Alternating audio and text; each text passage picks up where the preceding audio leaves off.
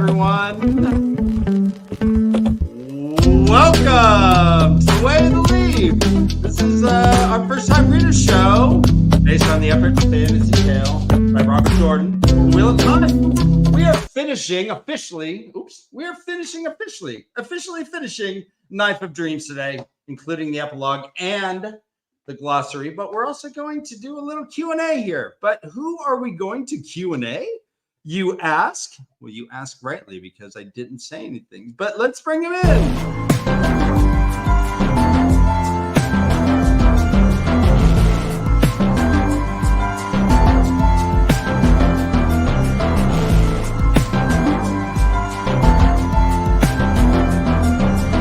Really hard to watch a debate and do a show at the same time. Gosh darn it. Oh, here we go. And they lived happily, truly lived happily ever after. Because we got to the end. Hello, ladies. Hi, everybody. You are muted, my dear. There Hello. How are you? Friend. Total dark friend. I know. Ryan's not feeling so hot today, so he's taking the day off. Josh is working late, but he's going to jump in as soon as he can. So we will finish the book today. I promise, even if it's just us three. Yes, we will. So, and we may have a guest drawer coming as well. I don't know. Who knows? How are you guys doing? Good. You know, nothing in my eye. Nope.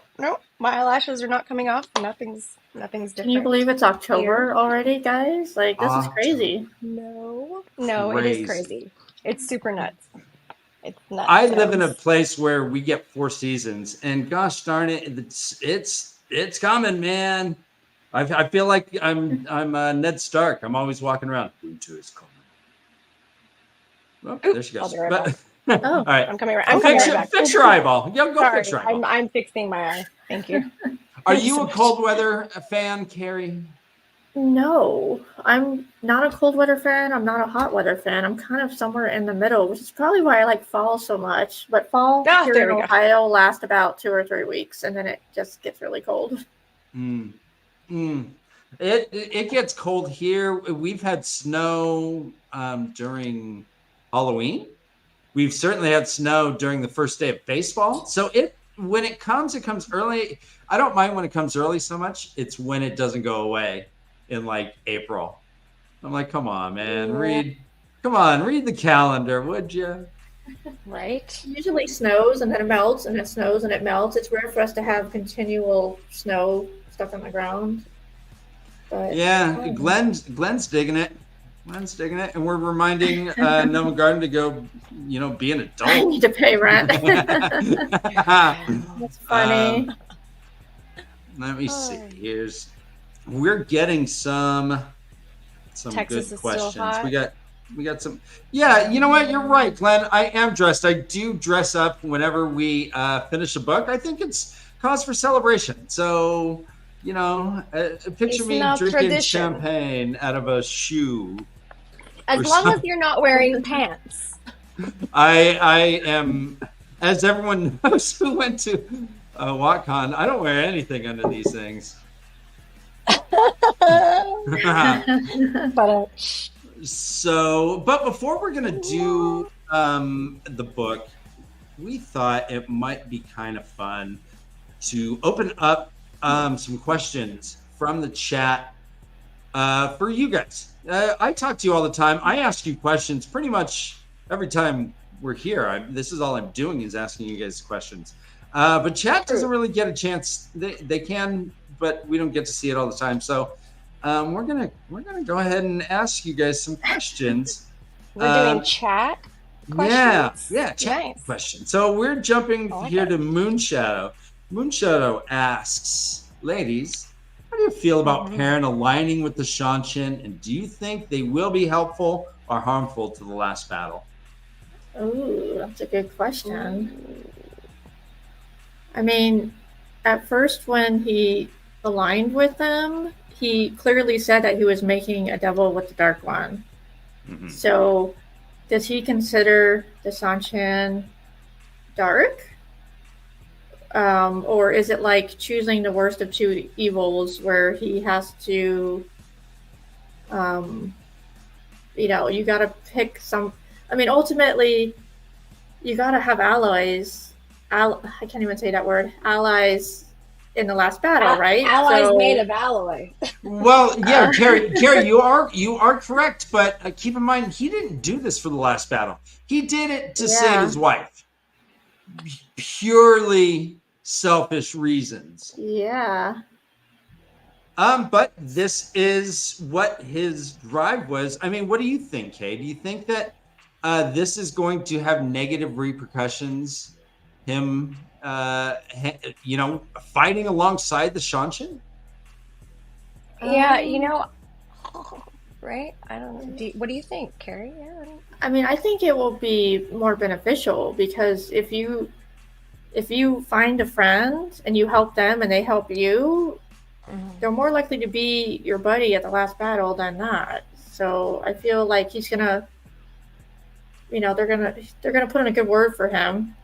And but the Seanchan are ruthless, though. Don't you think that the Seanchan but I feel might like just some of them not be very ethical, and I not like really hold to? I can't imagine Seanchan feeling like guilty in any way and helping him because they're like, "Oh, buddy, you helped us." I just can't see that actually happening. They're doing it because it's a mutual, they're getting something out of it. They're not just doing it because they feel sorry for a parent, So it's curious to see how that's going to evolve. Yeah. Let me pull this just to piggyback on Moonshadow's question there. So, do you think if the Seanchan weren't slaveholders, would we hate them? No, they're just very strict. I mean, I don't. They come in, they say, "Hey, say the oath. You swear you're gonna obey." And everyone goes, "Yeah, we swear." And they go, "Okay, all right, go about your business. Sounds good to me." But even their form of punishment, they're very harsh in every aspect. So I mean, I don't think that I would necessarily want to be part of their culture if I knew something different. But if I grew up in that culture, then that would make sense to me, and I don't think that it would even be bothersome if they didn't have slaves. I think that's true. I feel like that's accurate for me. What do you think, Carrie? So your question was, if they didn't have slaves, would we feel differently about them? Would we hate them? Yeah.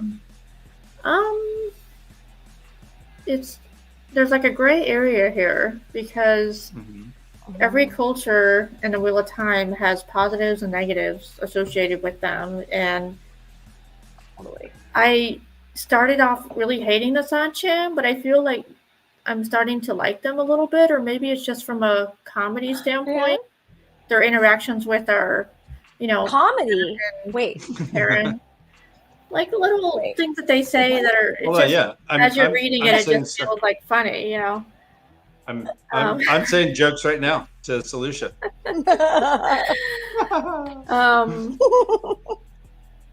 But yeah, I mean, you talked about their way of punishment, and didn't one of was it Suroth who was like, "Oh yeah, that guy looks at me the wrong way, I'm gonna kill him," or something? She's just so ruthless.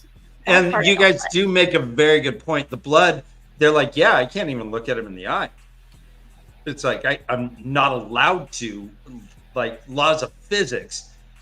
I should die if I look the Empress in the eye. They do have this weird hierarchy. In fact, Tuon didn't even, she has someone to speak for her. Selucia was her voice, right? So, yeah. I mean, that is pretty heady. Let's jump to the next question again for Moonshadow. Thank you. You're making this easy for us. Guys, and we'll start with you first, Kay, if you don't mind.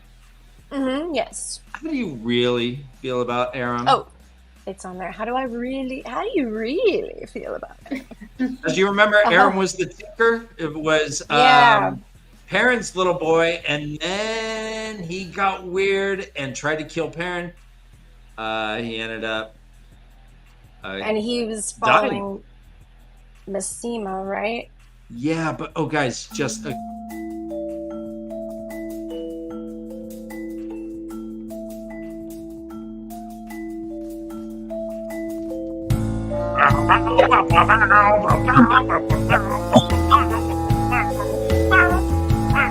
love this man so much. He makes me want to cry.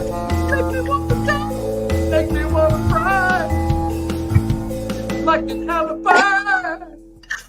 That's good. That was good. Oh, that's on there already? Oh, okay. Oh, hey, Carrie. Oh, you can do that. My favorite part of that intro was Case immediately went to be like, oh, I can fix my eyes? I know. I was like, oh, fucking thank God. There's screen screen? Yeah, 28 seconds. Joe, God, not to change the subject, but Joe, what were you guys doing on your show tonight? Were you ranking book covers or books in general? No, we were talking about the books in general, but we were also like weirdly talking about the covers a lot. Okay, because I was about to jump in there and start yapping away, but I'm like, I probably shouldn't stay long because of spoilers. No, I figured it was covers. I'm glad that you didn't stay long. Yeah, that would have been bad. I just wanted to make sure you didn't put New Spring last.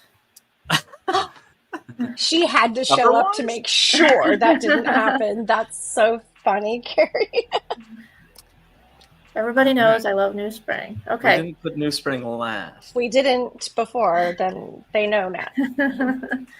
Okay, sorry, I digress. What were we talking about? We were talking Aram. And in fact, Joe, have you ever drawn a good Aram? Encino Man? I mean, a great Aram? You talking about Encino Man? Yeah, I've drawn Encino Man. Okay. Encino Man? Yeah. Yeah, you don't know that? Look at Aram in the show and look at Encino Man. Tell me they don't look identical. Okay. I will do that. I have not done that. Check it out. Ryan normally does all that stuff, and I can't do it. I can't pop it up. I'm not good. I've given you guys that before, I'm sure. I think so too. Yeah, like a comparison. It's long buried. That's not a yeah. It's Brendan Fraser all the way. Oh, so funny. I'm looking for more questions. All right, there is another question here. We were talking about Aram and what do we really think of him? Oh yeah. What do we really think of Aram? So he's a traitor, first of all. No. Right? Wasn't he the tinker that was like super good friends with Perrin and then like just completely switched sides? I don't consider him a traitor. I think of him as like an innocent person who got manipulated or brainwashed by the bad guy or one of the bad guys. He's an impressionable youth, is what Carrie's saying. Yeah. So very impressionable. Does Perrin hold some responsibility to Aram's decline and eventual trying to kill him? Well, he holds responsibility for trying to kill him. Well, I mean, no. For Perrin, no. Does Perrin hold responsibility for how Aram turned out? For Aram trying to go. Okay. Yeah. Ladies. He was so caught up in rescuing his wife that he failed to keep a better eye on him. He knew that he was, God, I can't think of the right word, socializing with Masema.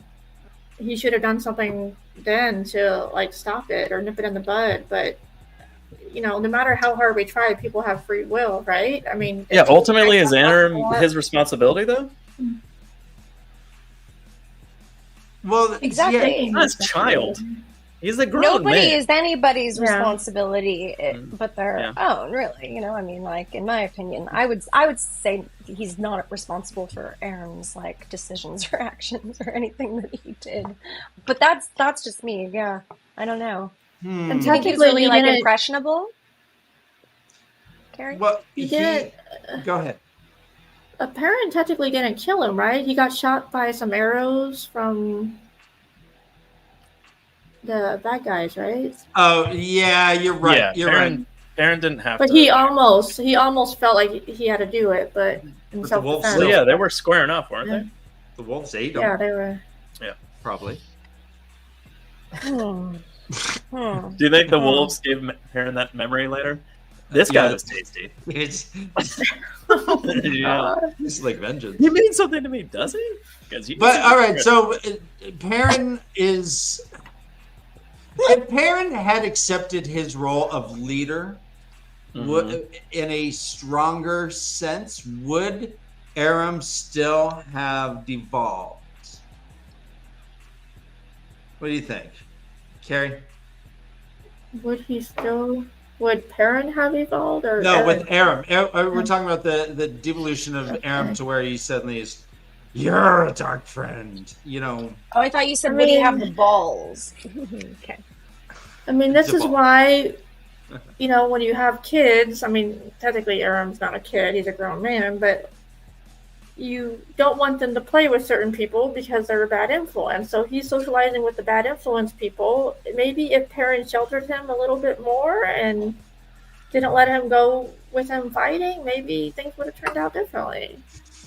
I think Aram is probably about 17.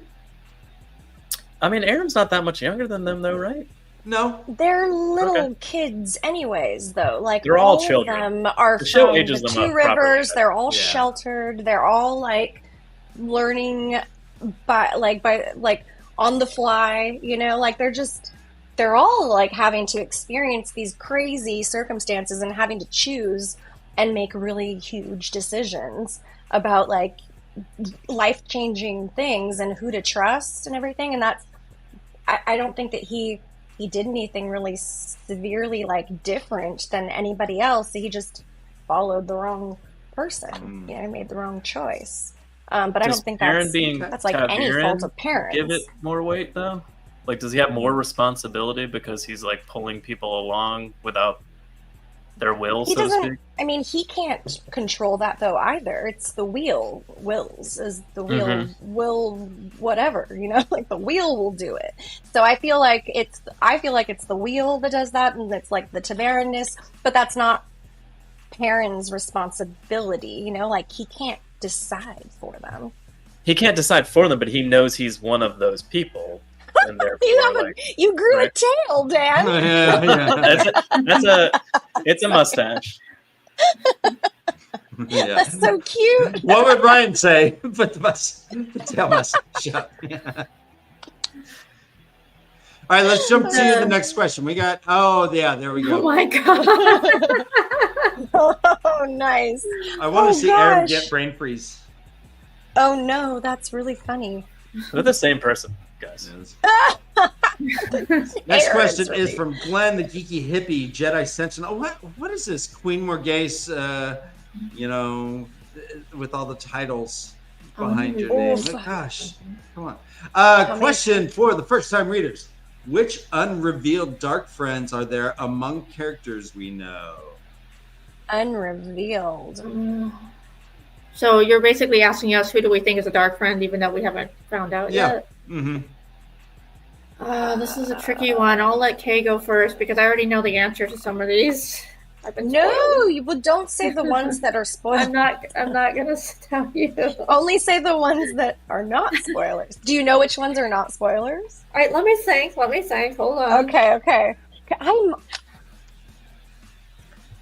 Carrie, you've been watching too many podcasts. Blank. Beyond spoilers. I stopped when I joined the show. I stopped clicking on stupid links, thinking that it was not going to tell me much. And don't click on those links. It tells you a lot of stuff.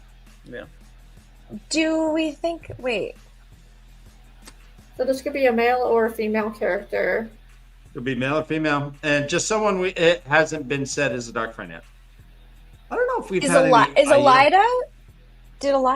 Is Elida? There's been speculation that Elida is, but it hasn't been confirmed or denied yet. Funny. What about Aes Sedai? Do you trust all the Aes Sedai, or are there some that you don't trust? I mean, Varen feels. Varen feels very suspicious. I love Varen, but I don't know though. You know. Yeah. Cadsuane is even like, what is She's this a very complicated character. doing? I don't know what She's to make of so Cadsuane. complex. Mm-hmm. Yeah. Let's see. Who the fuck else? Who's around Matt right now? Not Tuon. Talmanis? Talmanis. Who's Tuon's little? Is that Tuon's little? Vannon, the fat horse thief. He's a sack of suet. Sack of suet. We have Noel. We have Noel. Mm-hmm. Could he be a dark friend? I don't think so, because he's Jane Farstrider. Okay. How about Tom? No, Tom is. We've talked about this after the show in Discord a lot, Dan, but I envy you having a puppet face right now because I have to be like. Yeah. All right, let's jump on to this one. Breaker has a question. Thank you for being here, Breaker. I'll just be staring at Joe from now on. Sorry. How many of our main characters do you think will have a happy ending at the end of the series? Not limited to the Emmon Fielders, but also their primary supporting characters. Who gets the happily ever after? Is this where we have to guess who lives and who dies? Because I don't want to do that. No, just some happy endings could mean they get murdered. You know, I mean, like it depends on who you're talking about, right? Like an Elaine happy ending would be like she's dead. Oh my god! Yes, I agree. No more baths for her. Not for her. Yeah, not for her, but for the reader. For you as a reader. Okay, so do we want it to be happily ever after for them or for us? Well, yeah, just you know. It's a very different answer. That's true. Depending on the question. Fair, very fair. All right. String Flame's like, no more baths. So happy. Can somebody give us some prompts, like some character names, and we have to say yes or no if we think there's going to be as far as Dark Friend? Yeah. Okay. No, happily ever after. Happily ever after. Oh, okay. Let's run down. Let's say Rand. Let's say Rand. No. Rand, no. No. Okay. Perrin. Ever after for her.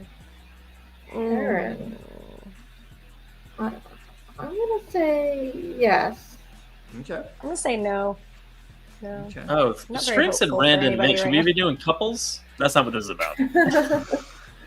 Rand and Min, definitely not. No, they're not. All right, Matt. No. Does Matt get a happy ending at the end of the books? He better. He's my favorite character. I know. Everybody wants him to. Like that would be a happy ending for us. To get a massage. If he got a happy ending. He's probably the most likely to accidentally get killed. Matt would totally he would flip over and say, "Are you down?" Or maybe not, because he has all the knowledge. All right, how about Elaine? Gross. She can die. I'll be fine with that. So no happy ending for Elaine. But I do think that Elaine is going to get a happy ending. I think Elaine will be. I don't know. Maybe. I'm all thinking of her like getting completely murdered as I say that, and thinking, that's likely too. Off with her head. She is a queen. I think because I think men, yes, because she can see the future and she can run from things that she knows is going to happen. I don't know. Even though they always happen, you can't run. You know, I have hope but that's how her powers work. Like she knows. What does knowing that she's gonna die or something, like, does that make it a happy ending? Like, does she like find contentment with that? Maybe. Yeah, no, I'm just asking. What do you think her premonitions mean, like in terms of her ending of the books? Like, what does that mean? You know, she's gonna die young because she's stressed out so much at the time.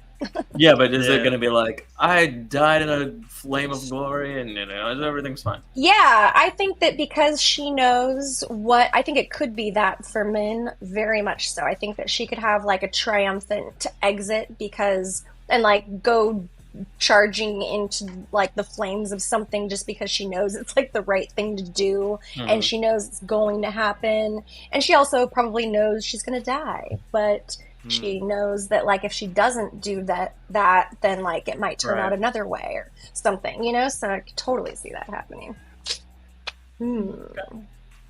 Fun stuff. Finally, Egwin. Egwin, happy ending. Yeah. No. No. No happy ending? Josh has mentioned this several times that he thinks that Egwene is a pivotal character, like really supporting Rand and his quest, and I worry about her. Yeah, I think Egwene totally Josh says she's like the actual hero of the story, right? So that doesn't ever end. And heroes don't have I don't think. Right? Right. This You is guys a good both said question, no. though.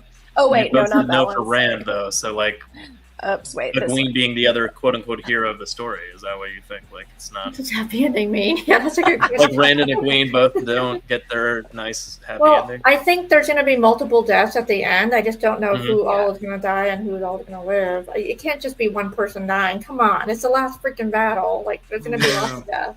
All right, happy ending. Happy ending. Yes or no? All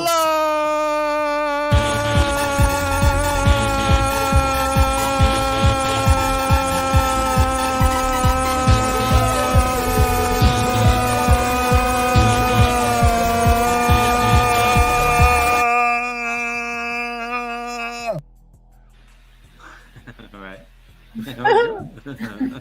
Nice, Bella head. Let's see it, Carrie. Oh, yeah! I love the Bella head. From Christian Rapper. Fantastic. He's. Do you want? Come on. Christian Rapper and I should have a wrap off. I'm like way too close to the camera. Hello. I think we should have a wrap off one day, Christian Rapper. Quote: did any of you lose respect for Perrin letting the Seanchan collar those wise ones? Did anybody have respect? Oh, sorry. Go ahead. That would be like the USA giving Russia 200 nuclear weapons. Okay, remind me when this happened. Was it after he fought At Marathon? Got his wife. Yeah. They were all dosed out, and then the Seanchan just kind of came and they were all roofied, and then he was like, "Just do with them what you will." So these were people that he captured as they finished up the battle. The people that he captured as they were finishing up the battle. Mm-hmm. They were kind of taking over the town. It's really. Repeat the question, please. If did you lose any respect for Perrin allowing that to happen? He's like, hey, I'm gonna need you guys, and then you can have whatever scraps. I just need my wife, man. Can you give her the question in its original pronunciation? This is a hard one because it goes back to Jordan saying a lot of bad things during the war. And when there's war, people do crazy stuff. And it could be socially acceptable for certain things to happen, but outside of war, it's not socially acceptable. So, what do you think, Kay? You think did you lose respect for Perrin when he let those wise ones get collared, or is he taking revenge on the fact that the Shido captured his wife? I mean, I just can't There were such a tough thing for me. So he makes a really good point. There were about 200 of them that were captured. Yeah, no, this is like one of those do you run the train into 50 people to save one, or do you it's what is that name of that test? Anyways, do you derail the train to save somebody on the track? Sophie's Choice. Right. Do you derail it to save? Yes. You know what I mean. You know what I'm talking about. No, right. I'm laughing at Dan, not you, okay? Okay. Okay. Oh, God. Damn it, Joe. It's a comedy show. Okay. Josh! Yay, Josh is here. Joe can stop talking. Yay, Josh. Yeah, no, I didn't have respect for Perrin to begin with, but I definitely do not think that it was a good choice, in the long run and overall. I don't think it was a good thing to do that, to sacrifice a bunch of people to save one person. even if that is the love of his life. Like, that just doesn't seem like a hero, like, strategic type of move. It seems like a great hero of a love story, but I'm just not ever really thrilled with Perrin's choices. So no, you certainly are shaded in your views of Perrin. I am. Oh, Perrin, that fuck. Here's the question, Josh. You're coming in. We got a Q&A from the chat going on. Did any of you lose respect for Perrin for letting the Seanchan call her those wise women? Those are about 200 nuclear weapons USA just gave Russia. No, I didn't lose respect for him. Okay. Because you didn't have any respect for him, like Kay? No, I had respect for Perrin. Okay. But I do want, I mean, as I've repeated over and over again, like, it makes me wonder whether saving Faile was necessary for the pattern, or if it was Perrin going in opposition to his Ta'verenness to save her. And depending on how we choose to imagine the answer to that question, says a lot about the what the outcome is of the decisions that he made, right? If it was with the pattern and his Ta'verenness led him to make that decision, his hatred of the Seanchan and all the other people that he freed, the Gaishan that he freed, who were Randlanders. I mean, he did go to save one person, but he released like hundreds of thousands of Randlanders who had been taken prisoner by the Shido against their will and against Aiel beliefs, right? These wise ones had basically been rejected by all the other Aiel for like siding with this false dragon or false Karakarn / Savannah, who essentially just like waylaid her way in. So yeah, it's complicated to say the least. I respect Perrin's. If Perrin did do this in opposition to the pattern, it makes me respect him even more. If he did it because it's a part of the pattern, it makes me wonder how it is and how that will play out. But it also doesn't make me lose respect for him. Okay. Right. Okay. So that was really well stated, Josh. I guess I just think about it from a different perspective. I mean, I get where you're coming from, Carissa. Like, yeah. I mean, I hear you too. Like, but there's more at work than just like this. You're right. As a general, it was a terrible strategic decision to kill a bunch of your people. Like, and he carries that with him. I mean, he's like, these are two Rivers men who like I'm leading to their death, right? But my wife. But yes. but my wife. But this is the question, right? Free will. This is what it all comes down to. Is what makes Rand, Perrin, and Mat unique is their ability to use their free will in opposition to the pattern, in opposition to their Ta'verenness, that will lead them to make decisions that would be different than in ages past, in previous turns. And for me, that's like a critical part of why we're reading this turning of the wheel. In theory, is that free will does win out in the end, and something changes. Josh, let me ask you guys. So we've noticed that the Ta'veren are starting to see these color swirls and actually images, real-time images in their head of what's going on. Perrin is able to shake it off. He's like, yeah, I've learned to just push them and not push them down. Yeah. And is that tantamount to him manipulating the pattern itself, and pushing the pattern away and just being focused? I feel like I thought Mat and Rand had kind of learned to do it as well. Yeah, we've all learned to not see what they don't want to see. I think there was a line where Perrin, it's like the colors started to come, but he pushed them away. He learned to do that a while ago or something. Right. So it seemed like he was more adept. He wasn't seeing naked random men. Right. Boning. You know, Matt just thinks about Rand just to watch that shit as he's falling asleep. Bonus. Don't drop, Joe. Don't drop. Please. We're gonna get. Perrin does seem like the most I don't know, not like logical, I guess, of the three to me. Like he doesn't ever really, for the most part, it seemed like he. Oh my god, Joe.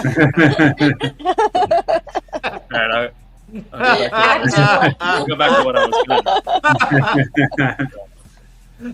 Go ahead. Yeah, go ahead. Well, yeah. I don't remember, what was I talking about? I don't know. About Perrin? Oh, he just seems like he's made less like emotional decisions than the other two boys, but I'm thinking about that. I don't know if that's actually true. Like until he made this decision about Faile, he seemed more logical to me, I guess, up until this point. Okay.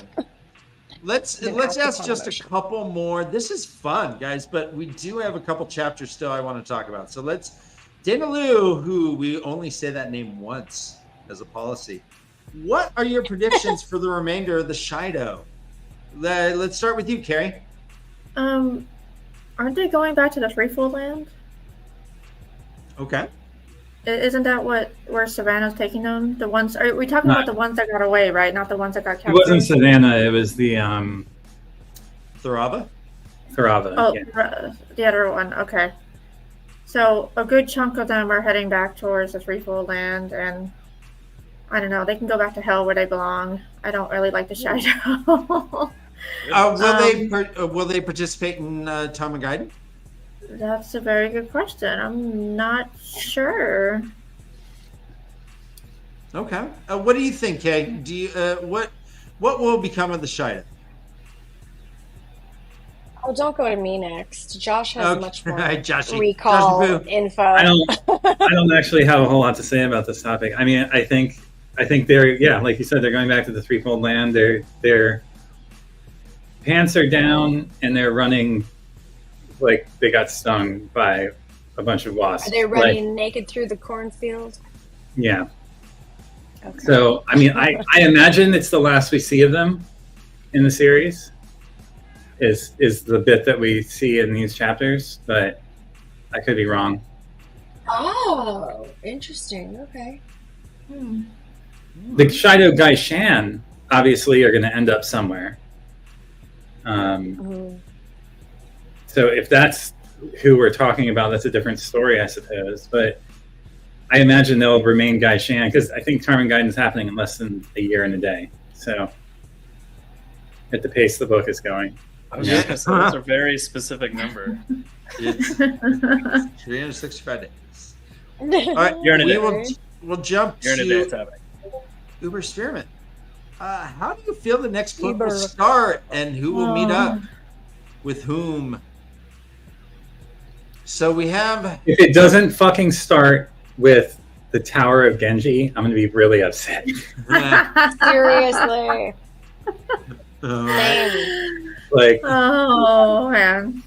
Give us Tom and Matt and.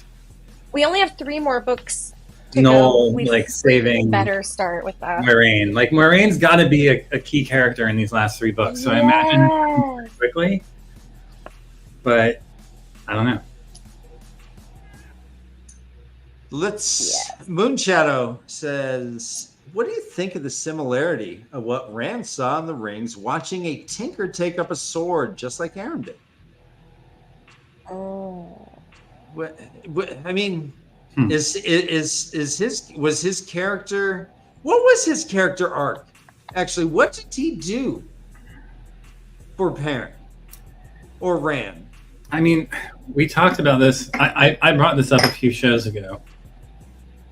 I'll try to reiterate it here. Well, I forget sometimes. I know. I'm going to try to reiterate my thoughts here about this. New show. Remind us. I mean, yeah, I think Tail is chasing Dan. So, yeah, that's the short answer is that Aram's fall from grace after picking up the sword shows the validity of the Way of the Leaf.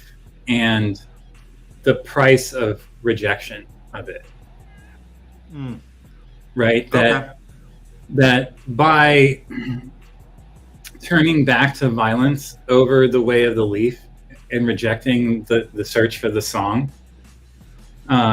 he essentially cursed himself and like devolved into the kind of person who'd fall prey to Massima, right? Which is like the lowest of the low, right? They're described as animals, essentially. Like Massima's followers are all animals. They've lost their human credo, the thing that makes them humans, and are now these just like mindless beasts, like killing people for fun and sport, and like, but in all endless like false sense of for the dragon.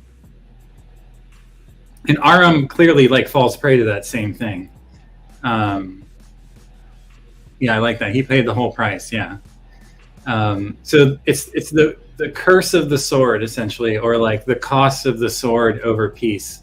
And again, I think this gets back to Robert Jordan's like Vietnam War era hippie like mindset of like the way of the leaf is ultimately, as your channel is named, like it's sort of like the core philosophy that drives the Tinkers and drives like the world, in a sense. Like the song, we saw what happened when they sang. I mean, again, I assume that when they sang the song with the Ent and the Ogier and the humans and like the crops all bloomed and shit, that was the song. And that's the power of it, right? It's like the power of creation. And again, we have no validation of that. We only know what we saw through Rand's vision in Viridian. But it does seem like that is the thing that they're seeking. And that's livingry versus weaponry, right? So the question was about the rings, the colorful rings? Was it? No, this is the question about I'm sorry. What the price Aram paid, essentially. Or what do we make of Aram giving up? Well, Rand witnessed the Tinker picking up a sword in his vision in Viridian. I don't exactly remember that scene, so I'm riffing more on like my thoughts about Aram in particular. But yeah. Okay. Yeah. All right. Makes sense. This has been awesome. I think. This is great. We should do this every show. Yeah. What's your favorite color? Green. Okay, great. Okay. I have the answer to that one. I'm out of questions. We do have two final chapters to go, chapter 36 and 37. And should we just jump right into this, guys? Are we going to close the segment? Let's do it. All right, let me see if there's a closed segment. This is the way. Next segment. We are doing chapter 36. It is called Under an Oak. It is Furic Caridi.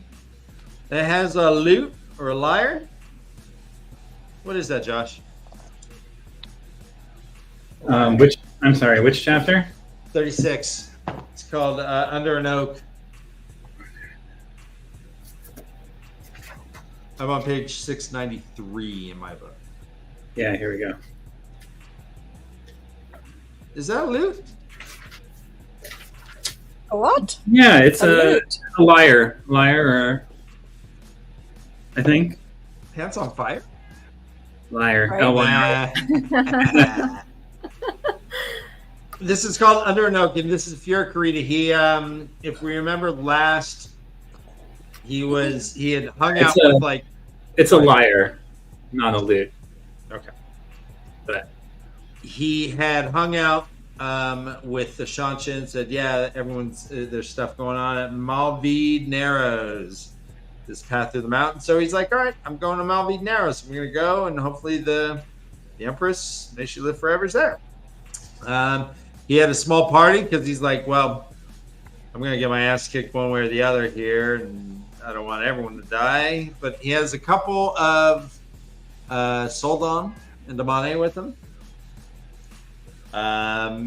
Walking in close, he hears bird calls. He's like, oh, those tricky bastards. Looks up, sees like Lost Boys up in the trees doing whistle calls like they're Peter Pan. They're all camouflaged too. They got leaves on them and stuff. They're pretty rad. Is this who is this? Is this Vannon? Is this Sakasuit? No, this is Rand's pregnant mommy. Oh, okay. Rand's pregnant mommy. Okay, good. Thank you. Nice. Sakasuit? I don't know. This belly has a baby in it. No, it's a sack of woolhead. Yeah. I guess the camp, he sees that they held no more than 7,000 or 8,000 men, which is less than what he thought. He's like, wow, they must have tons more because there's raids all over the freaking place. There's been like dozens of raids and very hard of like hundreds of miles away. He comes up and he's like, hey, I'm here to see your main man, Tom Merlin. My main man. Tom Merlin. And Tom Honest is like, you want to talk to Tom? Oh, okay. All right, let's go. Takes him into the camp. And there's Tom. Tom's sitting there. He's sitting there with Satel Anan. He's sitting there with Noel and Oliver. Like the whole gang's there, right? He's like, hey, so Tom, it's like, hold on. He's like, you're going to want to talk to Matt about your shit. I can't remember what he asked. I'm looking. I'll see it here. But so the Aes Sedai that are with in Matt's group were like, recognize one of the Soldam. They're like, that's Shireen. You got to let her go. They're like, everyone chill. And apparently the Soldam had shielded the women. Matt rides up. He's like, hey, knock it off. Now, Karidi knows Matt as Tyland's toy. That's all he knows. He's like, oh yeah, he was like her fuckboy. Like that. What? This guy's kind of tough. I thought he was just a little pansy. He's like, release it. He's like, yeah, it doesn't work on me. Now release the shield. We're like, all right, right on. Yeah, Karidi says, quote, General Maryland, you fought a short but remarkable campaign and achieved miracles, keeping your forces undetected, but your luck is about to run out. He's like, leave me with the girl, with the daughter of the Nine Moons, and I'll allow you and your men to depart. Your only choice is annihilation. He's like, bitch, I'm a Gleeman. Talk to the name's Paul. That's between you and y'all. That's Matt. He's like, Matt, the toy? Interesting. He's like, hey, right then, Tuon and Selucia come up. Tuon recognizes Karidi. In fact, they have this history. I don't know if you guys remember, but they did kind of refer to the doll. Says, do you by chance still have my doll, Banner General Karidi? He's like, nah, I lost it in the fire. She's like, oh, but that means you had it for 10 years. That's awesome. Way to go. You must love me. He's like, oh, with all my heart. Matt's like, okay, cool. You are taking her and getting back to Abu Dar. And she's like, Matt Cawthon is my husband. Remember, keep in mind that him keeping the doll was like forbidden. Right? Like, for him to show attachment to her, which is what she's leaning into here, is like super forbidden. And he even reflects, like back in the chapter where we get his POV, the first POV of him, he's like, if anyone knew about this, I would be in such trouble. Yeah, you're right. Oh shit. Good memory. I forgot about that. That he admits it to her, and that she that Matt reads it as a sign of trust, which it is in connection, but it's also like Karidi doesn't know if he's going to be killed because he admits it to her, right? Like, essentially. Right. Jeez, I completely forgot about that. We learned so that right. That's crazy, Josh. The other thing I want to mention, sorry, I don't mean to interrupt you, Dan. No, but, please. Real quick. This is now all three of our Ta'veren males having collaborated with the Seanchan. Mm-hmm. Okay, what does that mean? Who they thought were their mortal enemy, right? Like, now they've all humanized them and collaborated with them. And, like, two of them have literally shaken hands. Right? Slavers, all of us. Well, they were the original inhabitants of Randland, right? Who fled after the breaking. And that was one of the questions we didn't get to was if you agree with their return. Right. Matrim Cawthon is my husband, the High Lady said in a loud, clear voice. Everyone froze where they stood. Matrim Cawthon is my husband. Greedy felt as if Hartha had kicked him again. No, not Hartha. Aldazar. What madness was this? Cawthon looked like a man watching an arrow fly towards his face, knowing he had no chance to dodge. Bloody Matrim Cawthon is my husband. That is the wording you used, is it not? This had to be a fever dream. And Matt gets married. Okay, Glenn, I got that. Yeah. Yeah. So the breaking was 3,000 years ago, right? 2,000 or 3,000 years ago? 3. The breaking was 3. Right.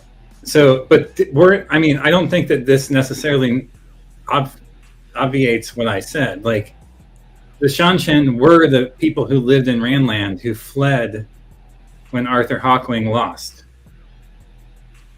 Right? Or am I misunderstanding that? No, Arthur Hawkwing, why did he go across the ocean? Did he, or did he die? No, he went across the ocean. Okay, I assumed it was his descendants. I thought? Oh, no, Glenn's saying no, Arthur sent him. I'm dumb. Okay, and Dana's saying that they left the Westlands only 1,000 years ago, not 3,000 years ago. Okay. Didn't flee. Sent a large force across the ocean while still in power, along with one of his sons. Okay, so how is it that they have diverged culturally so far in 1,000 years? Because it was there. Yeah, exactly.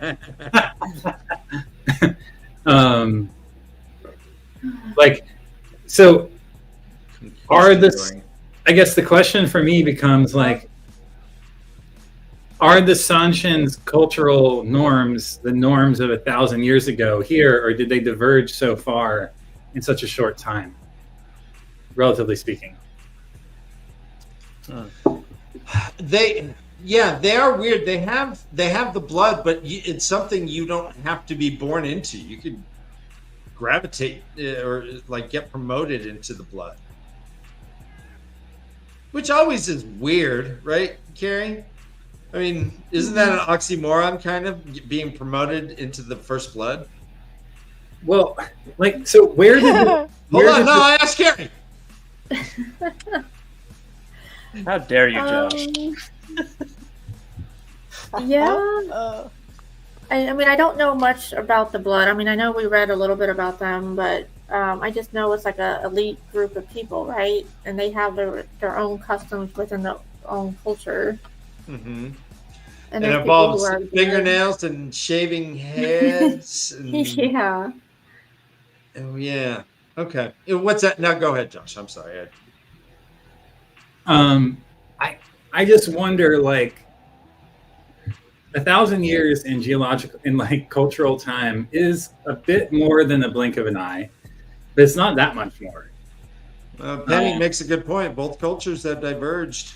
Sure. Yeah. No, I mean, so is there a common thread amongst the two cultures that leads to like one of them having slavery and the other not? Like, where did the blood come from then? And like, is that all the byproduct of Arthur Hawkwing's madness or his son's madness or whatever, like his son's ideas of what should be right? I mean, it seems like 3,000 years ago is not that long. Like, people still speak the old tongue, right? Like, Manetheren is still extant in the Two Rivers in bloodlines. Like, it's weird that 3,000 years is a short time in Randland, but 1,000 years across the ocean is a long time. It's just sort of doesn't feel natural. I don't think it's that. It doesn't have to. Far off. It's a book, Right. but it does make me wonder. Like, maybe the reason it's so easy for them to get along and collaborate is because they do share this past cultural connection, and they're less, different than they think they are. We are dealing with a post-apocalyptic culture. They like Edmonds Field. There's ruins up in the mountains of some castle that they don't know about. Moraine gave them some info, but they didn't know what that shit was. They come across statues and they're like, "What is this? This is from the Age of Legends. This is fucking weird." And that's it. They don't know. Like I mean, I guess we can say, "Oh, we have Easter Island," but this stuff was like a decline in civilization, and they're trying to get back to where they were. Right. Yeah. I mean, I guess so. That's a way to keep in mind that. So Shanshan, Shansha? No, they're both Shanshan. Shanshan are from Shanshan. Maybe. I mean, it's like settlers in early North America trying to like trade with China. Like China was way over there. It existed, but someone went there, but who the fuck knows? It's too far. I don't know. So many notes. So Matt gets married. Or on the horizon, essentially, right? We jump to a Matt POV. Is there anything in the Furyk? Our boy Furyk. His son was a hero. Saved 5 people from a fire before he died. I just love the interaction between Kadir and Matt, and how he's like, "You're gonna face annihilation if you don't give over Chuan." And he's like, "You can take her as long as you can keep her safe." And he's like, "You mean to let me take her away?" Like, I just thought it was so funny. Right. He's like, "Annihilation." And he looks at Tuon. He's like, "You know this guy? You trust him? Okay. Yeah. Go. Yeah. Go ahead. Yeah. Awesome. Yeah, that's cool. Awesome. Yeah. Do it. Awesome. Awesome. So we'll jump to Matt. Matt's like, Matt's bell is rung. He's all blah, blah, blah, blah, blah, blah. He's like, "Whoa!" It's like, why? I mean, I knew you were going to sooner or later, but why now? I thought maybe I liked you, but I don't know if I love you. And she's all, "Love? Blah, blah. This is for the Empire." Dun dun dun dun dun dun. She's all, "What's up, Matrim?" He's like, "Don't call me Matt." She's like, "Your name's Matrim." "Oh, then I'll call you your name, dummy. I don't understand this." Yeah. She's like, "How did you know?" He's like, "Well, I went and talked to the Aelfin, the snake people. They told me I'd marry the Daughter of Nine Moons." She's like, "God damn, you're a liar still." He's like, "I'm not, I promise." She had a fortune teller. Said, quote, "Beware the fox that makes the ravens fly, for he will marry you and carry you away. Beware the man who remembers Hawkwing's face, for he will marry you and set you free. Beware the man of the red hand, for him you will marry and none other." That stupid ring he bought, that was the first one. He's got the band. He's got the memories. He's like, damn it, it's all full circle. He's like, "I am tied to my own Tavernus." And he says that, quote, "Seems to me being Tavern works on me as much as it does on anybody else." I do love that essentially they're like cussing. Like there would be like the word fuck like 45 times in this scene if it was, you know, Too Fast, Too Furious 24 or whatever. Right. Quick tips, you know. You mean XX? What's that? That's Fast and Furious 30. XX. Oh, yeah. We'll get there eventually, guys. That's right. So Matt's like, all right, we're married. How about a kiss before you go? She's like, I'm not in the mood. Come with me maybe later. He's like, no. He says, next time I see Shanshan, I expect he'll be on the field somewhere, Tuan. You're not my enemy, but your empire is. She says, you are not my enemy, husband, but I live to serve the empire. He's like, well, you should probably get going then. I got my boys here. It's football. Can you make some sandwiches before you go? Bye. I'm just kidding. Oh my gosh. Can we get some salsa pizza rolls? You know. Yeah. Can you make some Tostitos? Let's see. So Bannon, that big sack of suet, he comes riding up, and then Matt's like, never seen someone so fat ride a horse. He always is so baffled. He's like, oh my god. He's like, there's 10,000 or so soldiers at the little town about 5 miles west of here.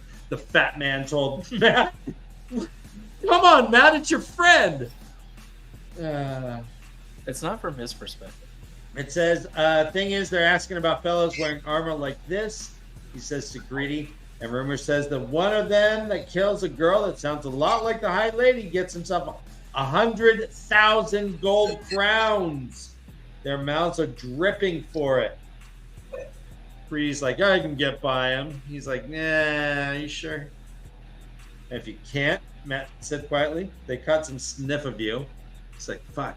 So he's like, all right, she can go with you, but leave me a dozen of your Death Watch guards and some of the gardeners. If I'm going to take these people off your back, I need them to think I am you. And then it jumps to a 2 on POV. Anything in the Matt point of view? Okay, or Kay, Josh? I just thought it was weird how they were married just because Tuan declared it. So, it's like, we are married now. And now they're married. Well, you remember that Matt said the same words. He's like, yes, this is my bloody fucking wife. He said it 3 times. And then I think it was Solutions like, what are you doing?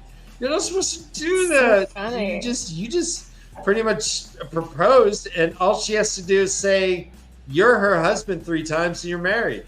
He's like, oh, man, I wish I knew that.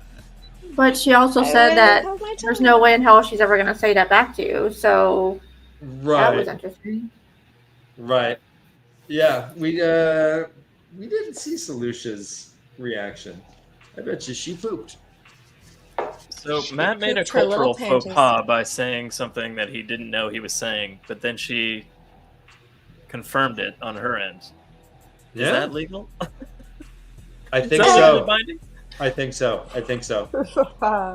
3 times. It's like Beetlejuice. If you say it 3 times, you're stuck.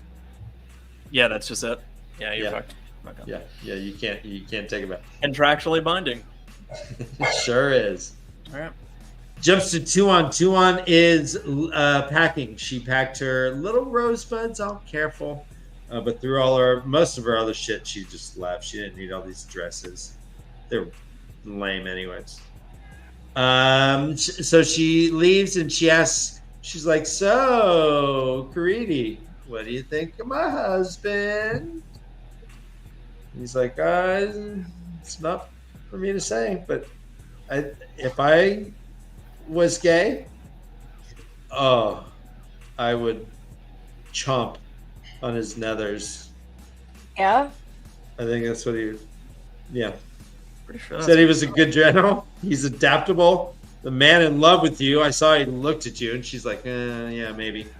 She wants to shave her head. He's like, maybe we should wait till Abu Dar. And she's badass. She says, no, She says gently, "If I die, I will die as who I am. I have removed the veil." He's like, "As you say, Highness." Smiling, he saluted, gauntlet fist striking over his heart hard enough that steel clanged on steel. "If we die, we will die as who we are." And then that's how the chapter ends. By the way, worst honeymoon ever. Yeah, it's pretty shit. And I mean, it can only be up from here, though, right? In some places, you're not married until you consummate.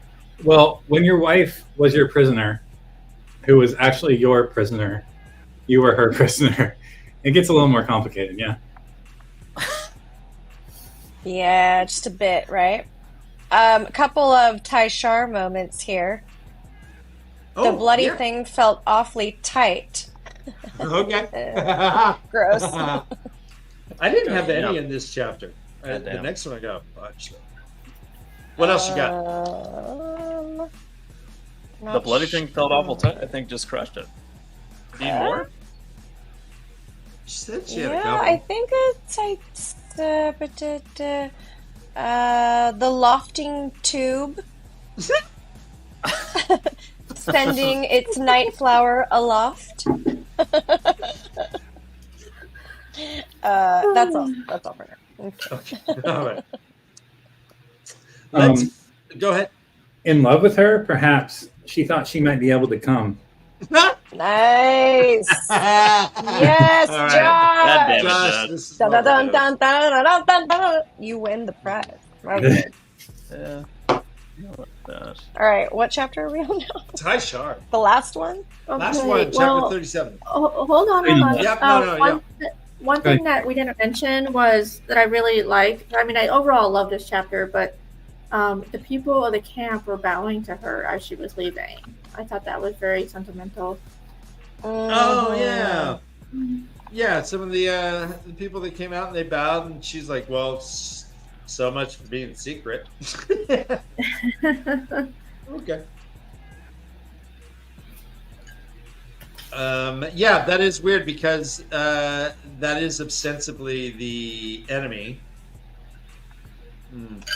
Yeah, It's but all weird. It's the band, though, and they see Matt as their lord. And now she's his wife. So similar to like Perrin and Fael, like in the Two Rivers folk, like treating them like lord and lady, like it's the same thing here, right? Do they all know that they're married? Yeah, everyone just heard it. It was declared. Yeah, but Word. I thought you were going to say soap poisoning. but it's also like, I mean, but this kind of reminds me of The Office when Michael Scott declares bankruptcy by saying, "Bankruptcy!" But like, you actually have to write stuff. You can't just declare it. Yeah. All right, let's jump to Right. chapter 37. Chapter 37 is called Prince of the Ravens. This is Yeah, it is. Matt's point of view. He is he's trying to figure out how he is going to distract those 10,000 men that all want a piece of Tuon because of the $100,000 bounty on her head. 100,000 gold coins. So that's not even dollars. That's like gold crowns. That's more, I think. And so he's setting up thing. He's like, all right, we need soldiers around.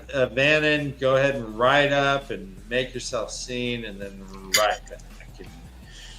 It's kind of what they did. They're just building. They're digging up trenches, putting up pointed sticks. They're going to have this wall that they're like half built on purpose, throw tools around. And they're just kind of waiting. He's like, fuck, I'm married. I should feel different somehow. And you know what? I remember that feeling. When I got married, I was like, yeah, I should feel, yeah, I don't know. I had that feeling. He realized yeah, he could grab a waitress's ass. Yeah, he's like, quote, he supposed he would have to give over chasing after women, much less catching them, but he would still enjoy dancing with them and looking at them, just not when he was with her. Her, the old ball and chain. Hey, let everyone have their own sense of erotic self. Come on. Hey. All right, my first Taishar is as did Blarick and Fen, who caressed. Nice. Another one. Mandevwin moved among them, fingering. Yes. Who would move among them, fingering? Everyone moves around. Everyone fingers when they move. So they're just kind of waiting. They're like, all right, they're setting a trap. Guy's like, I want to die for her. He's like, all right, cool. Don't you want to live for her? He's like, yeah, I guess so. Ha ha ha. So right. Shouldn't you be donning your armor, Highness? And he's like, I don't intend to get close enough to need it. Quote, a general who draws his sword has put aside his baton and become a common soldier. Which, yeah, good point. Good point. You're the brains. Go ahead, Josh. You were going to say something? Oh, there was a typo on this page 707, but I'm trying to find it now. I'm not seeing it. Ooh, I love typos. I didn't see one.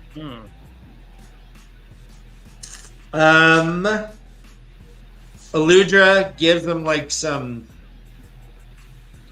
not dragons really. What did Aludra give them, guys? This was like these fireworks, basically. Yeah, I guess. There were slingmen getting ready. There's people, crossbowmen getting ready, and Vanny comes back. He said, quote, they went up like one of her night flowers when they glimpsed us. We made sure they got a good look at that fancy armor, then hightailed it as soon as they started getting mounted.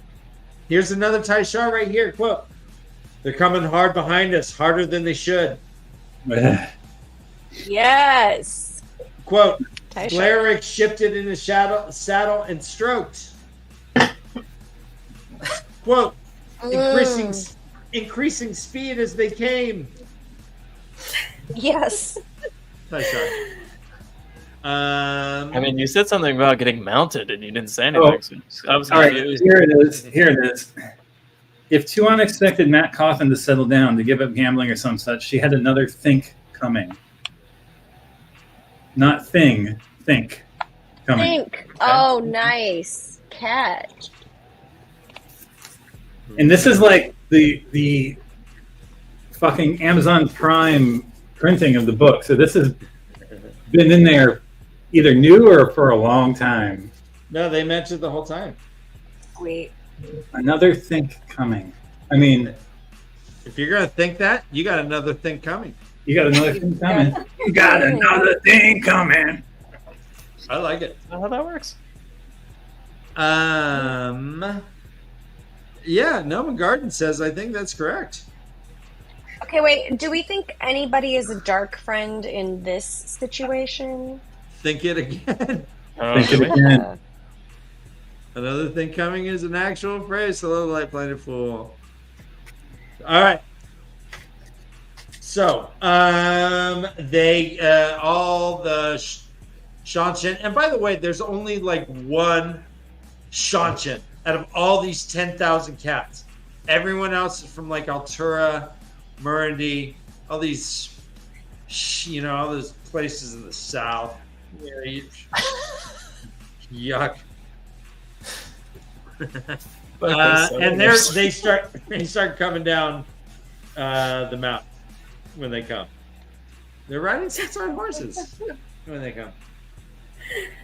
They're like, all right, guys, here they come. Get your crossbows. Everyone drop your tools. And yeah, they pretty much start unleashing. It was front rank loose.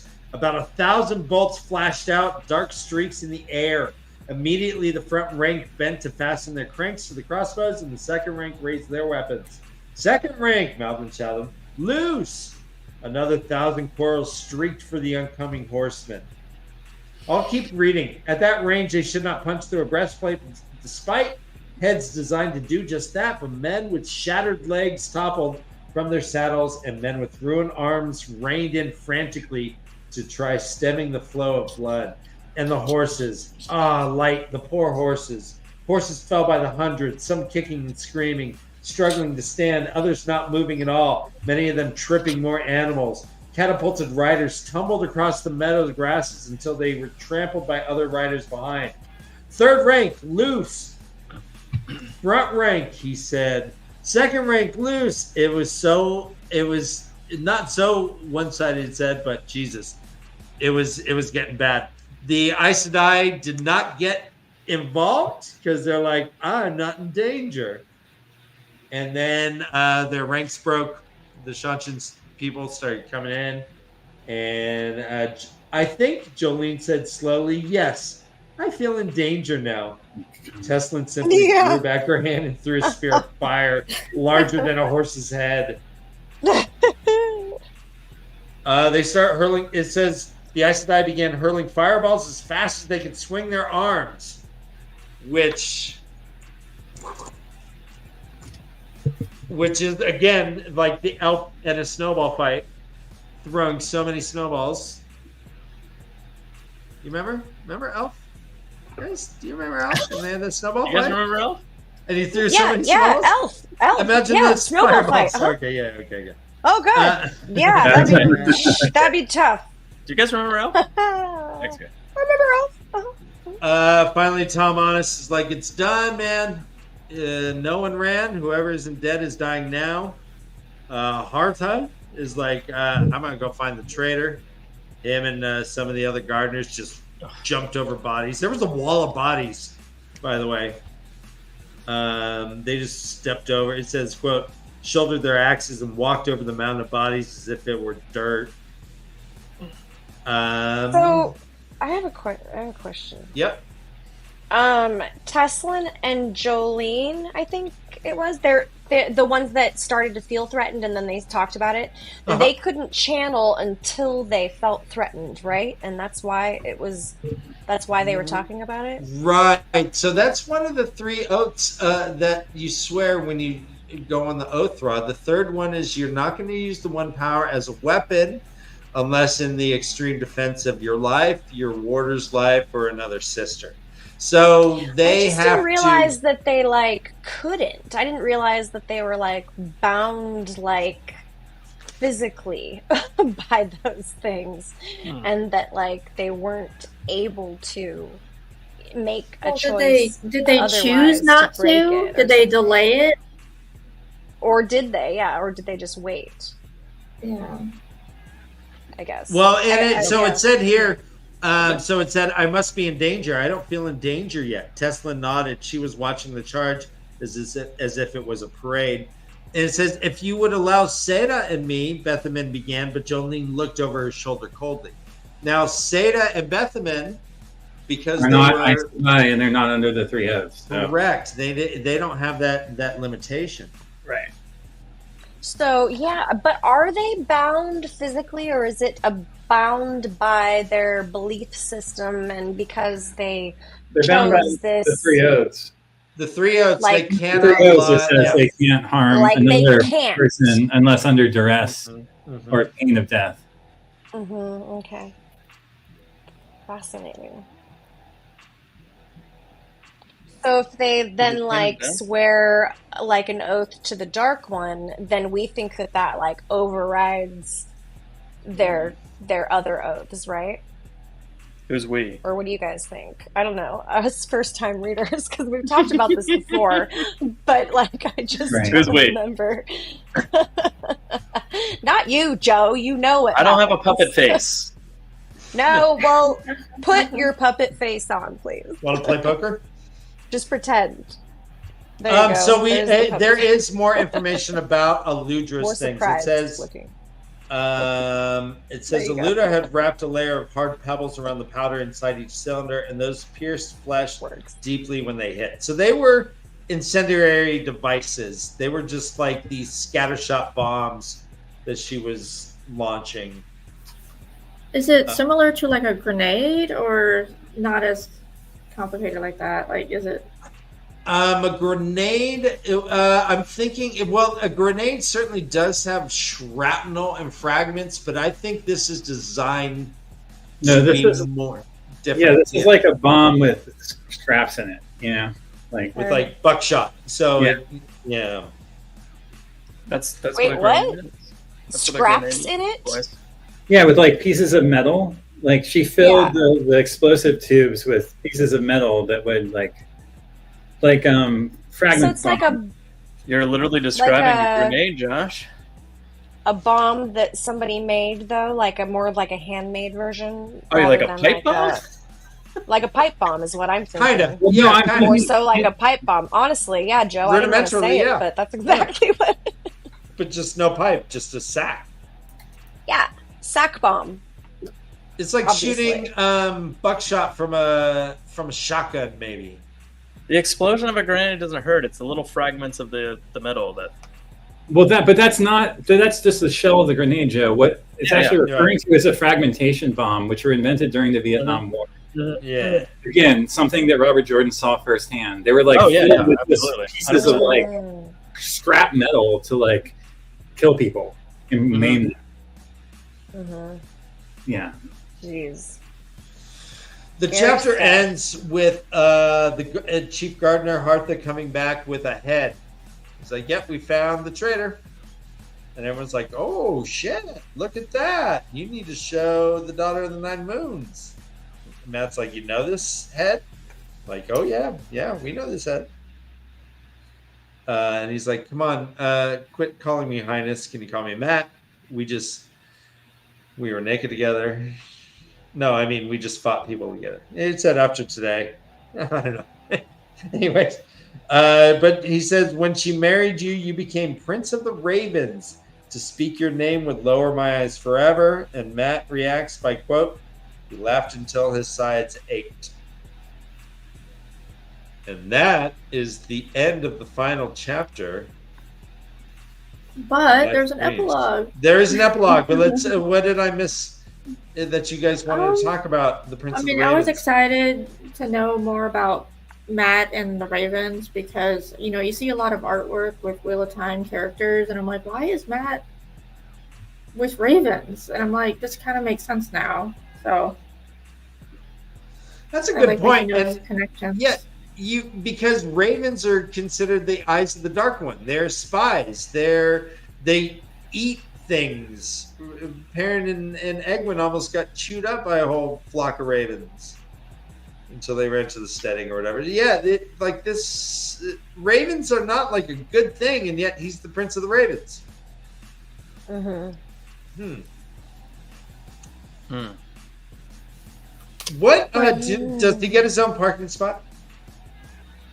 Yeah, but it's at the back of the parking lot. It's weird. It's not a place of prominence. Right next to a big sign that says "Kill me anytime." Yeah. So it's a long row of compact, and then it's just Prince of the Ravens. Yeah. And the paint's still wet from the sign where they painted over the last guy that died. Yeah. What's funny about Matt is that up until this point, he's like, I'm no bloody lord. But not only is he a lord, he's also been upgraded to a prince. So people are going to be respecting him a lot more now, which is funny. Well, Prince, he is King Regent, can we say? Or I don't know how the monarchy system works necessarily. Tuon doesn't know that the Empress is dead yet. Tuon doesn't know that the Empress is dead yet. Oh, that's a good point. So she still thinks she's like lady in waiting or whatever. So yeah, it's going to be very interesting to see what happens there. It's funny that she's a daughter, yet he's a prince. He's not a son. Things that make you go. Right. Let's jump into the epilogue, and then we can talk about the book and the glossary. We'll do it. The epilogue is called "Remember the Old Saying." It has the Wheel of Time, the snake around the wheel, and this is a Surroth. Surroth is She's meeting up with her people. She's like, all right, cool. Everything's cool. I plan to have the Empress dead. Cool. I'll be Empress. Even cooler. Done. I'm the best. It says that blah blah blah. Let's see. There's a bunch of fucking soldiers around. There's at least 100,000 who joined Ilteralde when they crossed into Aradomin. Armies are gathered. Ty Lee is now Lieutenant General and the Low Blood. Way to go, Ty Lee. In walks Tuon. Tuon's like, hi, it's me.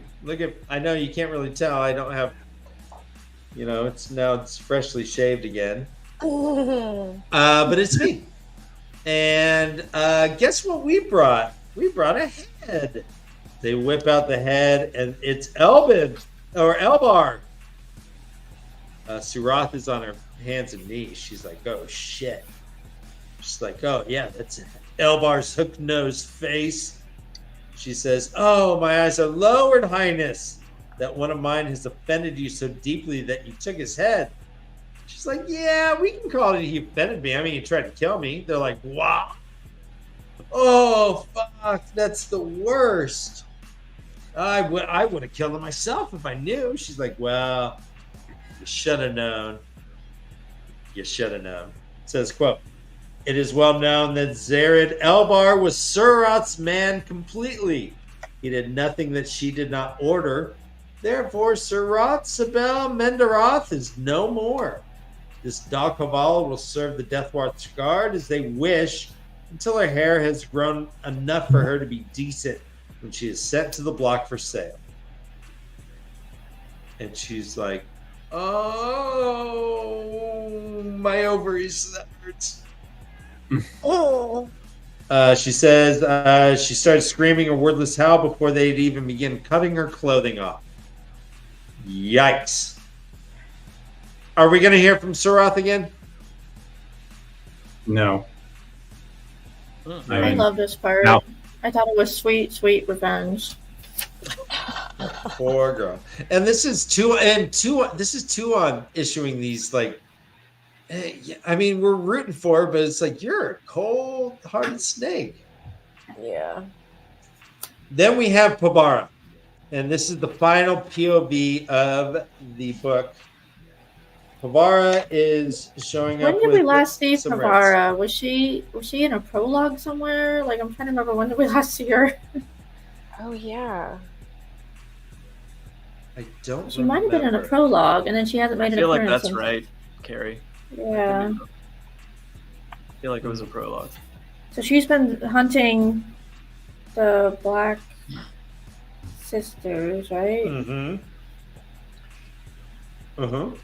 And now she's on a side quest. She's on a side quest. Her and 6 other women, or 5 other. I'm not sure. There's 6. It says 5 others. Yeah, 5 others, I guess. They go to the Black Tower. They're meeted at the gate. They're kind of giving the one unannounced, right? They went there unannounced, like just knocking on the front door.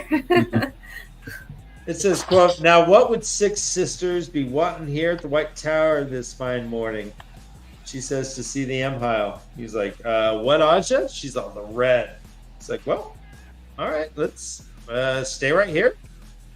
Let me go check. And he makes a little gateway. Whoop, gone.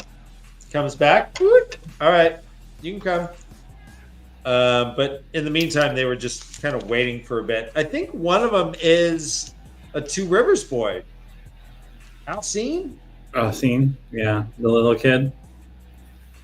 Looks like he's a man in the gate now.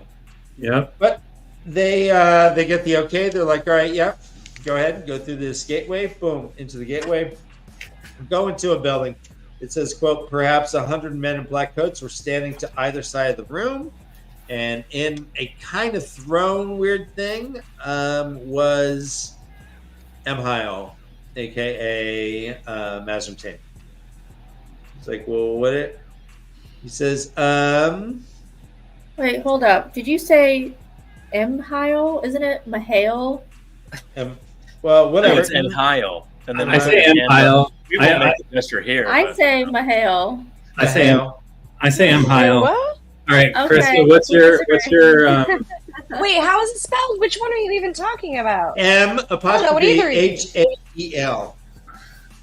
Oh, I say M-A-L. I say what the Black Tower says because I follow them. Kay says, ale. Ale. Ale. Ale. What is that Okay, cold sorry. ice coming from the sky? Hail. Yeah. It's like, Ashtaman. Like, it's like a sneeze. So I see that Everything's AEL like and I think Ishamael. Yeah, I do see Yeah? it. Mhail. That's how I say Yeah, it. That's my Interesting. So you say potato? Yeah, really. Tomato. Exactly. Tomato. Is it tame Naive. or is it time? Or tame? So we find out Elbar. that they've bonded 51 sisters against their will. She's like, hey, yeah, we think that fair's fair. We don't propose bonding any man against his will. One of the Ashaman's like, why should we listen to you? And just gets laid out. His jaw's broken. He's on the ground gurgling. They're like, hey, I can heal him. They're like, no, you don't have my permission. If he lives till tonight, then maybe we'll heal him. But he's a jerk. They're like, well, so why the Reds? They're like, well, Reds have experience with men who can channel. Not afraid of them. Custom can be hard to change as law, but it has been decided to change ours. Henceforth, Red Sisters may bond warders, but only men who can channel. Each sister may bond as many as she feels comfortable with. Given the green, for example, I think that is unlikely to be more than 3 or 4 each.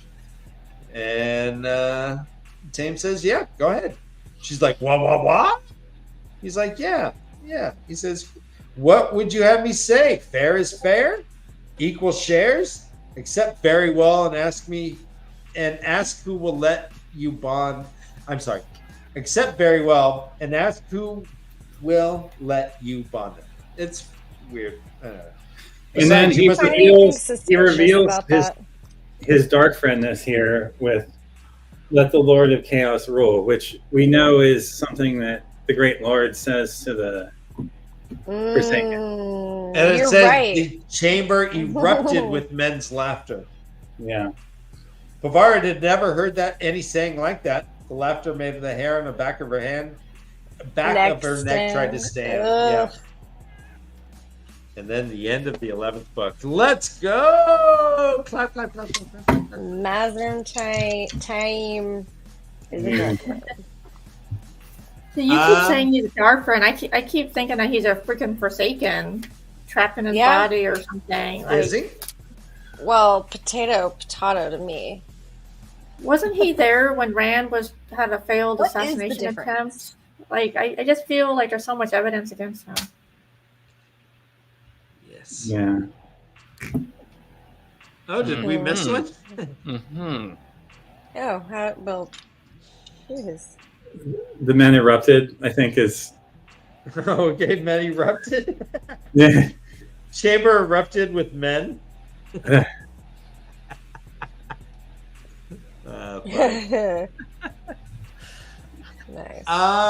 So that's the book, guys. We do have the glossary. I did highlight a couple things in the glossary, but This makes me sad. It's the end of the Robert Jordan Yes. part. So I'm emotional. sad. Here's a question. Moving into the next books that you guys, obviously haven't read, but how are you feeling? sad for Robert Jordan, but I'm also excited to see what kind of other like aspects of a new author that we get. I don't know much about Brandon Sanderson, so I'm curious to see if we get like anything from like his life put into these stories, or if it's just Robert Jordan's like notes specifically and to a T. I don't know. We shall find out. Okay. Carrie, how do you feel moving into a not Robert Jordan book? Well, I mean, I said this in the beginning of me doing this series. It's funny. I say it for the first time, but technically it's my reread from 25 years ago when I couldn't finish it the first time. God damn it. I knew that I wanted this to be my first experience going into Sanderson. I didn't want to read any of his other work until I read his ending of The Wheel of Time. So I know a lot about him. I'm dying to know how he's going to write the next couple books. I've heard great things about it, and I can't wait to, dive in. So, yeah. Okay. Good question. John? I'm sad about the tangled mess of unfinished narratives that are going to be left behind. Okay. As I've already expressed a couple of shows ago, like I'm worried about some of our characters' arcs ending where they are right now. Okay. In the impetus to get shit done, to get her done. I have read the first 2 books of the Stormlight Archive, the first 2 books of Mistborn, and the Elantris 2 books. Okay. So I really like Brandon Sanderson's writing. It's very different than Robert Jordan's. So I'm curious to see how well he does emulating the pacing and flow and stuff. Right, but you have kind of some basis of like... Yeah, and he is an amazing author. You're about to like... Go into it. What it feels like. So I don't feel... I don't have reticence about it being written by a stand-in. But I do have reticence about the fact that this...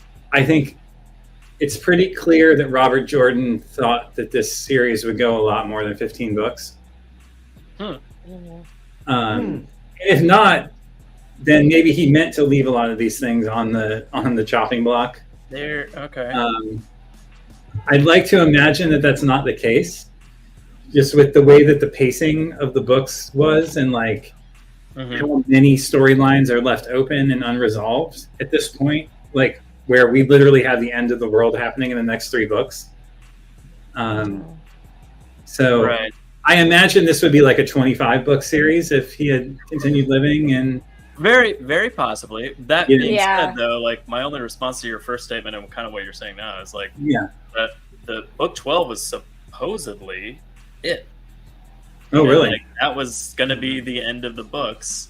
Really? And Sanderson is the one who was like, there's no way I can do this in 1 book. I need more, and it became 13, 14. So like. Okay. You having fear of having plot threads wrapped up maybe answered in that need to push it. That's a really interesting detail. Yeah, I didn't know that. That's and granted, well, he jokingly said book 12 will be the end, whether it's as big as the rest of the series or not. Like kind of. He kind of left it open ended, but like, I mean. Robert Jordan. He was alive? Absolutely. But like that's what he was saying at that point in time. But interesting. Was that after he knew he was going? This is like way past the decline, and Okay. He kind of knew. Yeah. Well, one thing I'll say about Brandon Sanderson is he's more prolific than even Robert Jordan. That's true. Right. So, yeah.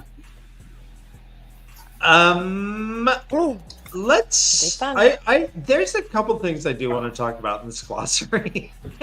I love glossaries. I can't talk about it. Oh, Dan, right. I would love you so much, Dan. Just a couple things I want to point out. Every fucking book you'd be like, can we talk about the glossary? I'd be like, no. And that's the end of... Seriously, I'm like, glossary? This glossary I'm always perplexed by what Team Jordan decided to put in this glossary. It is such baffling stuff. But this, I learned some stuff here. We got the area units of land, which are things that we've never even heard about. All right, so for example, one ribbon of land is 20 paces by 10 paces, which is 200 square paces. A cord of land is 1,000 square paces. A hide of land is 10,000. A rope, 100,000 paces. A march, 1.4 square miles. And there's cloth. And then in this glossary, under the M's, for some stupid reason, it has march, see area, comma, units of. There's no cord. If I was running a fun run in the Wheel of Time, how far am I? There's a different section for that because that has length. Is it a 10K? What's a 10K in the Wheel of Time? So length, 10 inches is the foot, 3 feet is a pace, 2 paces is a span, 1,000 spans is a mile, and 4 miles is a league. 1,000 spans. So 6.2 thousand spans is a 10K? It's 0.6, 6.2 thousand. But it's only 10 inches per foot, so who knows? Oh, what the fuck does that mean? Who knows? Their time is weird too, guys. God damn it! Oh yeah, we figured that out one time. We went deep diving into that, Dan. Don't do it. Don't do it. I had my calculator. All right, so they're 10 days to the week, 28 days to a month, and 13 months to the year. That comes out with 364 days. But it says, which is not divisible by 10, which is the number of weeks. But there are several feast days that are not part of any month, including Sunday, the longest day of the year, the Feast of Thanksgiving, which is once every 4 years at the spring equinox, and the Feast of All Souls Salvation, also called All Souls Day, once every 10 years on the autumn equinox. This calendar is wacky, guys. You're wacky, Dan. When we say Rand is 17 when the book started, or 18, like, what does that mean? What does it mean? Right. Does it mean he's 20? Or does it mean he's 16? Where is it? Where is this from? There's 13 months a year. God damn. Was he born in were you born Taisham or Jumara or Saban? I'll tell you what your astrological sign is. Hey, I was born in Daru. I was born the 5th of Daru. What's a Libra? Yeah, I'm a Libra. No, am I in Daru? So we get area. We also get money. So the currency rates is. I mean, guys, doesn't this? Dana says he's almost 20 at the start of the book. Yeah, but right? But again, what does that mean? Dana Lou says it must be correct. All right, here's currency. I trust her. And it depends on where you're from. The currency is different. There's 10 pennies, 10 copper pennies equals a silver penny if they're Tarvalon. But 21 silver pennies equals a silver mark if you're from Andorra or whatever. Listen. That all makes sense though, because like old money changing shit, like it was so complicated and weird, and like everything, like a silver coin in one place was different from a silver coin in a different place, and it was all based on weight. That's why they have little scales measuring shit when you cross borders. That's a good point. Here's what I wanted. Here was the little goblins do the banks, right? Like that, they figured it all out. Here was the most exciting thing I read in the glossary, guys, and I wanted to talk about Shara. It's Gringotts. They weigh all of the. They figured it all out. Yeah, the trolls. Obviously. In Shara, we learn, quote, big one. monarchs rule for exactly 7 years, then die.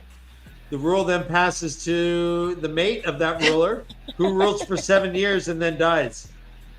This pattern has the lifespan of gum in your stomach. I'm sorry. This pattern has repeated itself since the time if a year of the breaking. is 364 days plus or minus a day or two, then a year is basically the same as ours, which is just the months and the weeks of the year that make the. Well, Lifeline and Full, the weeks are 10 days, so you need to have an equal number. But it's the amount of days in a year makes it basically the same. What he's saying is like it doesn't matter. Basically, it's just essentially the way it's divided up is different. That's what he's saying. Okay. What I mean, yeah, you're right. It's all we're all just attaching arbitrary labels to a physical manifestation of space-time, which we have no ability to comprehend. We're just trying. Listen, Gnome and Garden, everything is derivative of Harry Potter. We all know that. Even the Bible. Carrie, what was your favorite part of the glossary? Oh, I mean, finally to talk about the glossary. Okay, are there glossary lovers out there? Please tell me I'm not the only one. I read them. If you guys have noticed the evolution of the glossary over all of the books, in the beginning it was a lot of the same entries, and then as we got through the last 3 books, I saw a lot of entries start to change. She would take some out and put some new ones in. The Forsaken section is very interesting in the last book that we read. This one, it's just a small little tidbit. But I like little nuggets, like it explains the Eowyn and the Snakes and Foxes game and stuff like that. Like I just love knowledge and understanding things. So that's just me. I just love knowledge and understanding things. I did it. I love history, and I don't know how to explain it. Like I just love little facts about stuff. Okay. It did honestly. It did help me to understand the game of snakes. I did not read the whole glossary. I could not read the whole glossary. Totally fine. But I did read the Snakes and Foxes part, and I did like that part. I thought that was helpful. And just thinking about like Matt ever playing that game with his luck with dice is just like, that entry ends. That entry ends with quote: "If a snake or fox lands on a player's piece, he is out of the game, and as long as the rules are followed, this always happens." So don't follow the rules, and then you'll win the game. The entry right after that is for Sojin, and this one is interesting.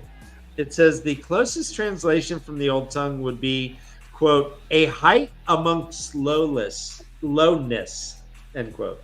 Though some translate it as meaning both sky and valley, amongst several other possibilities. Sojin is the term applied by Shanshin to hereditary upper servants. They are Dokuovo property, yet occupy positions of considerable authority and often power. But that both sky and valley, or a height amongst lowness, is crazy. I love that's fun. Okay. Yeah. We also learned that a standard bearer is a Shanshin rank equivalent to bannerman. Like some of these entries are so weird. There's no T's. Oh no, there are T's. There's no R's. No, there are R's. Hold on, what is it? There's no P's. Randall Thor's not in there? Come on. There's no O's. There's no N's. There's no. I don't know. It's so bizarre how this works. We also have Patton Fane in here, which Patton Fane I don't even think was in this book. Was he? That's what's interesting about the glossary, I think. Oh my gosh! Some of them carry over from the last one, and some of them are expanded upon the last book, and some of them are minimized or refined from the last book. Like, there's a reason to read the glossary. There is, yeah. We had a great conversation in Discord about the glossary one night. We did. Talking about like how we wish it was like collective in some ways, you know. It's about page count when they're printing the books, and I get it. But I'd rather they just add upon the glossary and not subtract from the glossary. Right. Like ultimately, that's why the companion was needed, or like the big white book was needed. midway through the books. Like that's the reason that those exist, is because they're like, oh well, fuck, we messed these glossaries up like as we're going, kind of thing. Yeah, absolutely. If they just continue to add upon it, and like you could just like, they could have even done it in such a way that was like, this is what's added into the glossary as it continued. Like that would have been better, I think. Yeah, like in italics or something. The new entries. Yeah, something. Yeah, or like put the old parts in italics and like the new. Right, the rest in fresh. Yeah. Exactly. You saw. But instead, they like refined, like just using Rand as a topic. Like they refined Rand's glossary entry as it went, and it was just like, let's just talk about what's topical and what matters.